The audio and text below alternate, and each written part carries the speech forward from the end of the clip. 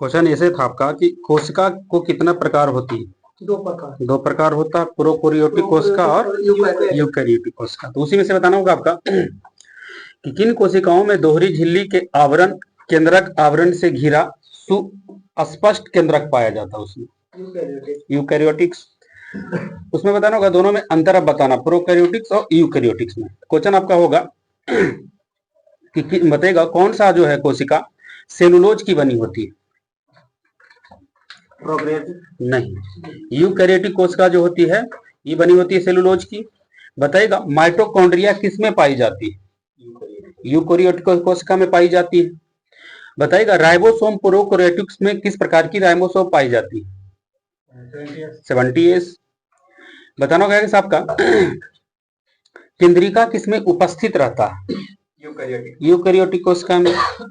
बताएगा लिंग प्रजनन पाया जाता है कि नहीं प्रोकैरियोटिक कोशिका में? नहीं पाई जाती है। क्वेश्चन होगा आपका कोशिका भित्ति किस कोशिका में पाई जाती है? हाँ, जंतु कोशिका की पादप कोशिका? पादप कोशिका में पाई जाती है।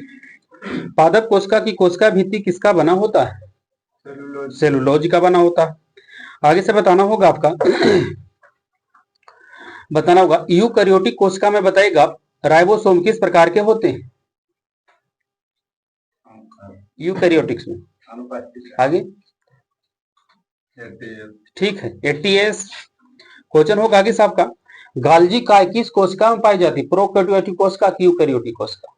गाल्जी काय, हाँ यूकैरियोटिक कोशिका। बताइए साहब का कोशिका के सभी अवयव एक पतली झिल्ली के द्वारा घिरे रहते हैं, तो इस झिल्ली को क्या कहते हैं? कोशिका झिल्ली बोलेंगे। आगे से बताना होगा आपका, बोलना होगा आगे से आपको कि कोशिका झिल्ली में बताएगा कौन सा पोषक तत्व पाई जाती? प्रोटीन कार्बोहाइड्रेट दोनों में से कोई नहीं। ठीक है, इसमें प्रोटीन कार्बोहाइड्रेट दोनों पाई जाती है। कोशिका झिल्ली का उन्नत नमूना जो है वो सिंगर व निकोलसन द्वारा प्रतिपादित किया गया था कितना ईस्वी में? कोशिका झिल्ली का उन्नत नमूना पेश किया गया था कब? 1972 ईस्वी में। आगे से बताना होगा आपका माइटोकॉन्ड्रिया किसमें पाई जाती? प्रोकैरियोटिक कोशिका में, यूकैरियोटिक कोशिका में? हाँ ठीक है, यूकैरियोटिक कोशिका में पाई जाती है। आगे से बताइएगा केंद्रक झिल्ली किसमें पाई जाती है? नहीं, अधिकतर चीज किसमें पाया गया है? यूकैरियोटिक कोशिका में। बताना होगा आगे साहब का बगल, हाँ बोलना होगा आगे से, सुनिएगा डीएनए बताइएगा प्रोकैरियोटिक कोशिका में कितने किस प्रकार के रूप में पाई जाती है? एकल गुणसूत्र में हाँ हाँ ठीक है, एकल सूत्र के रूप में पाई जाती है। बगल से बताना होगा आपका ताराकाय की खोज किसने किया? बोवेरी ने किया था ताराकाय की खोज। क्वेश्चन हो गई साहब का ताराकाय किस कोशिका में पाई जाती है? जंतु कोशिका की पादप कोशिका? हाँ, ताराकाय पाई जाती है जंतु कोशिका में। बगल से बताइएगा ताराकाय के अंदर एक या दो कण जैसी रचना होती है जिसे क्या कहते हैं? सेंट्रियोल बोला जाता है। आगे से बताइएगा आपका होगा क्वेश्चन, इसे सुनिएगा डीएनए का फुल फॉर्म करिए।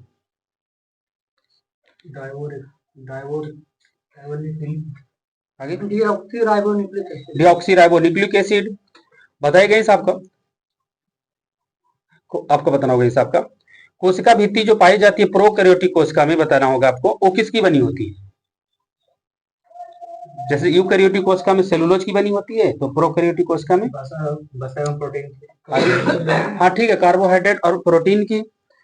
बगल से क्वेश्चन होगा आपको बताना होगा कोशिका सिद्धांत का प्रतिपादन किसने किया था? सलाइडेनबम स्वान ने किए थे। आप ही बताइएगा जीव द्रव का नामकरण किसने किया? पुरकिंजे। जीव द्रव को कितने भागों में बांटा गया? दो। जीव द्रव का लगभग कितना प्रतिशत भाग जल है जी? 80%। जीव द्रव में कार्बनिक और अकार्बनिक यौगिक का अनुपात बताइएगा। जीव द्रव में कार्बनिक और अकार्बनिक यौगिक का अनुपात 19 अनुपात 81। क्वेश्चन होगा आगे साहब का, कोशिका के अध्ययन को क्या कहते हैं? साइटोलॉजी। सबसे लंबी कोशिका का नाम बताइएगा। तंत्रिका तंत्र की कोशिका। बगल से बताना होगा, कोशिका शब्द का प्रयोग सर्वप्रथम किसने किया था? Robert Hooke. जीव द्रव का नामकरण पुरकिंजे ने कब किए थे? 1839।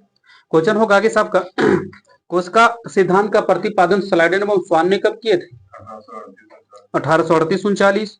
क्वेश्चन होगा आगे साहब का, सबसे बड़ी कोशिका किसका होता है? शुतुरमुर्ग के अंडे का। बगल से बताइएगा, कोशिका शब्द का प्रयोग सबसे पहले रॉबर्ट हुक ने कब किए थे? 1665 ईस्वी में। बगल से बताइएगा, आपका होगा क्वेश्चन, जीव द्रव का बताई गई सबका, जीव द्रव में ऑक्सीजन कितना प्रतिशत पाई जाती है? सबसे ज्यादा ऑक्सीजन ही पाई जाती है, 76%। आगे से बताइएगा, बोलना होगा इसे, सबसे छोटी कोशिका का नाम बताइएगा।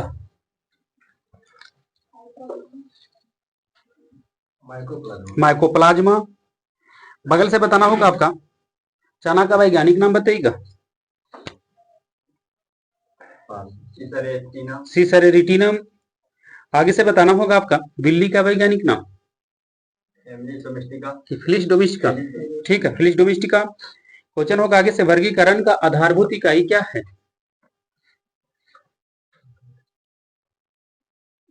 जाति। बताइएगा, इक्थियोलॉजी में किसका अध्ययन करेंगे? इक्थियोलॉजी में मछली का। क्वेश्चन होगा, जीव विज्ञान शब्द का प्रयोग लैमार्क तथा ट्रिवेरियस ने कब किए थे? 1801। डेंड्रोलॉजी में किसका अध्ययन करते हैं? वृक्ष एवं झाड़ियों का।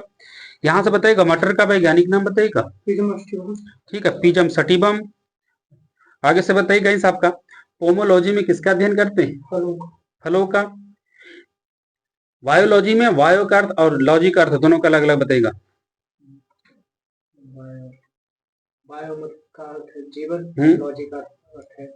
अध्ययन, बिल्कुल ठीक बोल दिए। बताइएगा, पीसी कल्चर में किसका अध्ययन करते हैं? मत्स्य पालन। अरस्तु द्वारा समस्त जीवों को कितने समूह में बांटा गया था?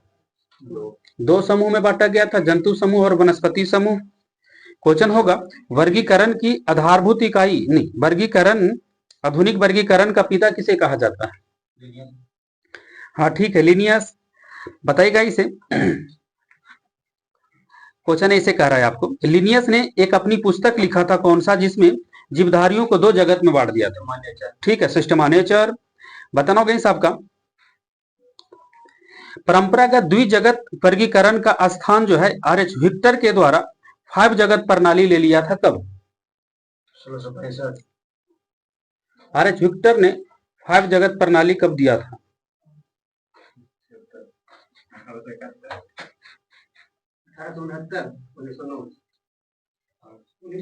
1969 ईस्वी में। क्वेश्चन होगा आगे साहब का, कवक की कोशिका भित्ति किसकी बनी होती है? काइटिन की। बताइएगा कि गाय का वैज्ञानिक नाम? बोस इंडिकस। बगल से बताना होगा आपका होगा क्वेश्चन ये से,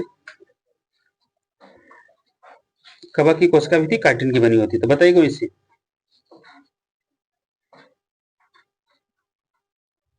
कवक जो है बताइएगा, कवक जगत में बताइएगा यूकैरियोटिक्स तथा परपोषित जीवधारियां सम्मिलित किए जाते हैं, जिनमें बताइएगा अवशोषण द्वारा पोषण होता है। पूरा हम बता दिए, कवक में किसके द्वारा पोषण होता है? अवशोषण के द्वारा पोषण होता है। तो क्वेश्चन आपका वैसे था कि पादप जगत का बताइएगा, पादप जगत में प्राय सभी कोशिकीय जो होता है उसका रंग बताइएगा। पादप जगत में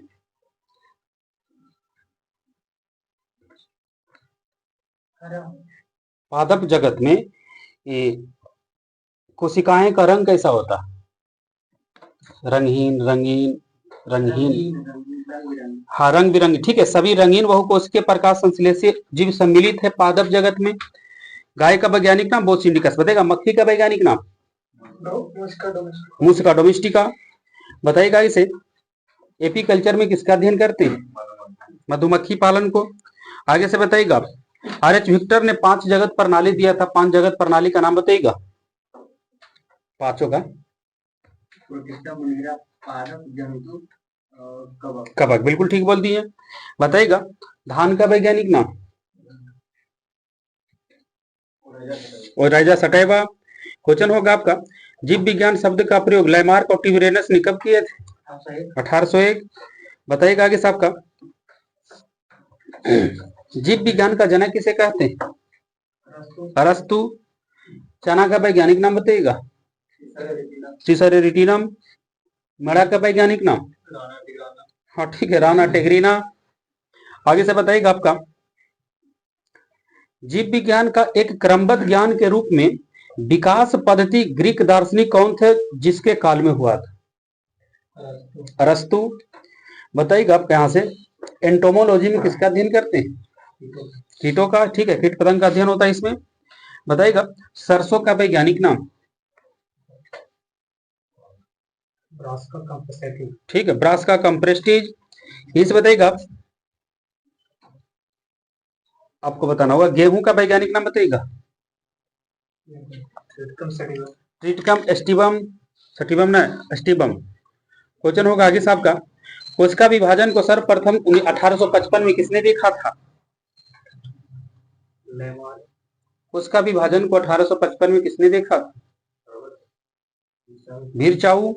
क्वेश्चन होगा आपका, कोशिका में केंद्रक की खोज किसने किया था?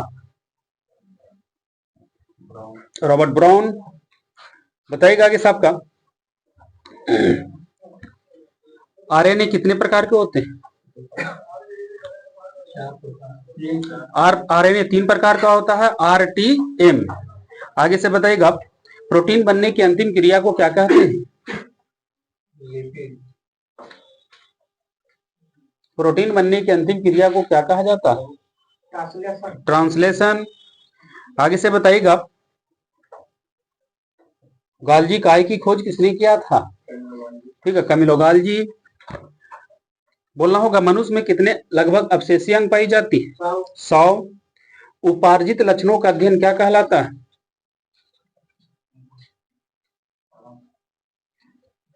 उपार्जित लक्षणों का अध्ययन क्या कहलाता है? टोंटोलॉजी। क्वेश्चन होगा, वे लक्षण जो पीढ़ी दर पीढ़ी संचारित होते हैं उसे कौन सा लक्षण कहते हैं? वंशानुगत कहते हैं इसको, अनुवांशिक लक्षण। बताइएगा इस आपका, आपको बोलना होगा इस आपका, अनुवांशिकता के बारे में सर्वप्रथम जानकारी किसने दिया था? Gregory Johan Mendel. बताना होगा आगे साहब का, आपको बताना होगा इसे, तंबाकू में कितने गुणसूत्र होता है? 48। विषाणु की खोज किस रोग से हुआ है?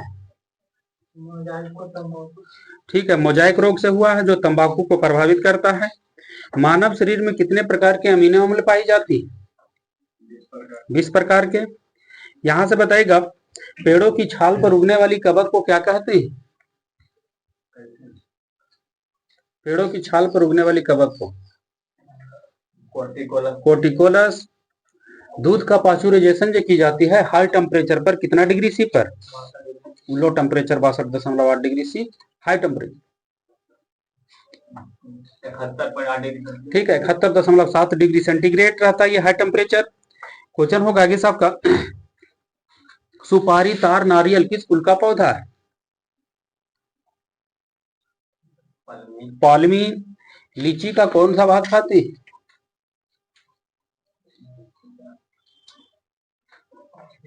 एरिल खाते हैं। आपको बताना होगा इस आपको, प्रकाश संश्लेषण के लिए क्या क्या होना आवश्यक है? जल, गैस में आगे और और एक क्लोरोफिल, CO2, सूर्य का प्रकाश, जल और क्लोरोफिल। यहां से बताना होगा आपका, क्लोरोफिल के केंद्रक में कौन सी धातु पाई जाती है? मैग्नीशियम। यहां से बताना होगा आपका, सबसे बड़ा बीजांड किसका होता है?